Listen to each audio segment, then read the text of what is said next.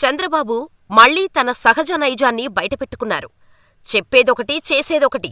బయటకు ఎన్ని చెప్పినా, ఎన్ని నీతులు మాట్లాడినా చివరిగా తనకు, తన పార్టీకి లబ్ధి చేకూరేలా మాత్రమే పొత్తులు ఉండాలన్నది ఆయన కాన్సెప్ట్. ఇదే క్రమంలో ఇన్నాళ్లుగా జనసేనలో పొత్తు అంటూ పవన్, కాపుల బలాన్ని వాడుకునేందుకు ప్లాన్ చేసిన చంద్రబాబు జాబితా ప్రకటన రోజు తన నిజరూపాన్ని బయటపెట్టారు.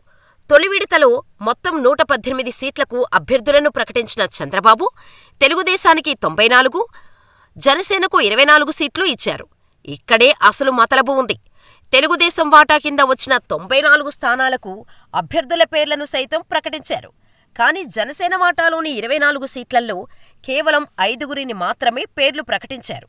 ఇంకో 19 స్థానాల్లో ఎవరు ఉంటారన్నది తేల్చలేదు. అంటే అక్కడ కూడా చంద్రబాబు సూచించిన వాళ్ళని జనసేన తరపున పోటీ చేయిస్తారా అన్నది తెలియాలి. ఇక జనసేన, టీడీపీ కూటమి 57 స్థానాలకు అభ్యర్థులను ప్రకటించాల్సి ఉంది. వాటిల్లో జనసేనకు ఎన్ని ఇస్తారో చూడాలి. ఏది ఏమైనా పవన్ కళ్యాణ్కు, కాపులకు చంద్రబాబు మరోసారి పోటు పొడిచినట్టే క్యాడర్ భావిస్తోంది. ఇదిలా ఉండగా టీడీపీ ప్రకటించిన సీట్లలో చంద్రబాబు, అచ్చెన్నాయుడు, లోకేష్, బాలకృష్ణ వంటి ప్రముఖుల పేర్లు ఉన్నాయి. కానీ జనసేన తరపున 5గురి పేర్లు చెప్పినా అందులో పవన్ పేరు లేదు. అంటే ఆయన ఎక్కడ పోటీ చేస్తారన్నది చెప్పలేదు, చెప్పుకోలేదు.